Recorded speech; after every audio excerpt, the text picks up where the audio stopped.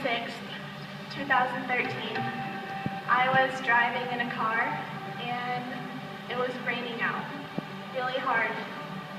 The rain was turning into sleet and there was a huge puddle in the road. I didn't see it coming. The car hit a tree on the driver's side window and it spun the car around and I landed up in the field. It smashed the driver's side window out and the sunroof out, and I hit my head on the tree. I stayed in the car. Not a scratch was found on me. It was almost like I was in a cocoon. It was 20 minutes before anyone found me, and I was unconscious the whole time.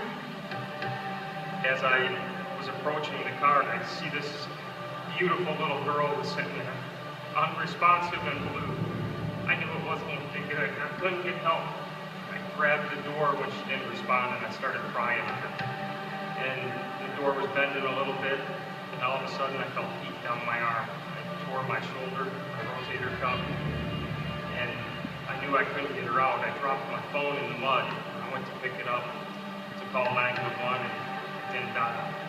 All I remember is sitting there praying to God, going, God, this girl's got so much to live for. She's so young. Because I know that prayer can change anything. And this was a situation that needed changing.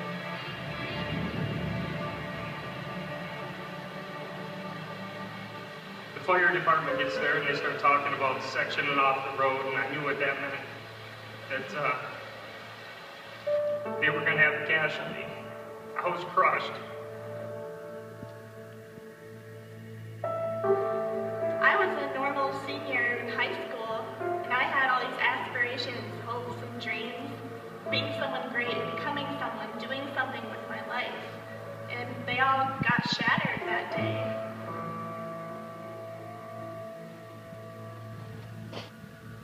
When I finally regained consciousness, I woke up in the ICU of the hospital. The doctor came in to talk to me and told me that I had broken ribs, I broke my neck, and I broke my back. One of my ribs punctured my lung, causing it to collapse.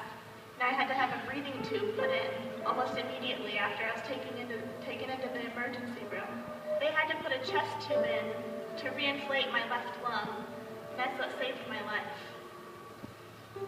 It was one of those things that where God's hand was on the whole thing. The timing of me coming across there and finding out that that poor girl sat there for 20 minutes dying while everybody drove by.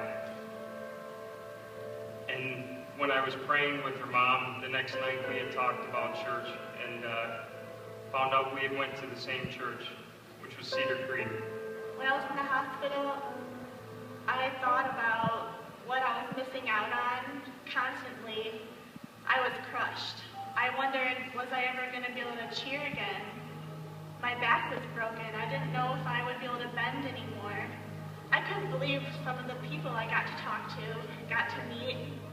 Urban Meyer came to the hospital, and I talked to him about the dreams I had, being a cheerleader in college, and he just encouraged me to do it. He believed in me, and that helped me to believe in myself. My family was there with me constantly. They're what kept me going. Without them, I wouldn't have been able to do it. You know, for you people that think that your dreams are crushed or you're not going anywhere, it's that time that God has his hand on you the most. Through seeing this all happen, we had to truly put our faith back into him and trust that if he can hang the stars in the sky, he can take care of our smallest little problems, even if they seem so huge to us.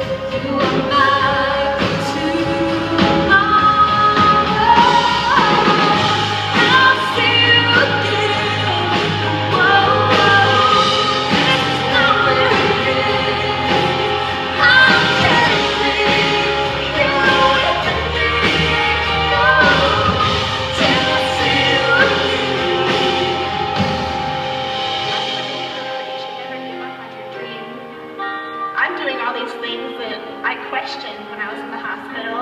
I didn't know if I was going to be able to do them. I'm going to college. I'm getting my degree. I'm on the cheerleading team. Just when you think there's no hope in life, don't give up. You can achieve anything. I could have died that day, but I didn't. I'm still here. God had a plan for me. He has a plan for me. He has a plan for all of us. I see you again. Oh, this is not where it ends.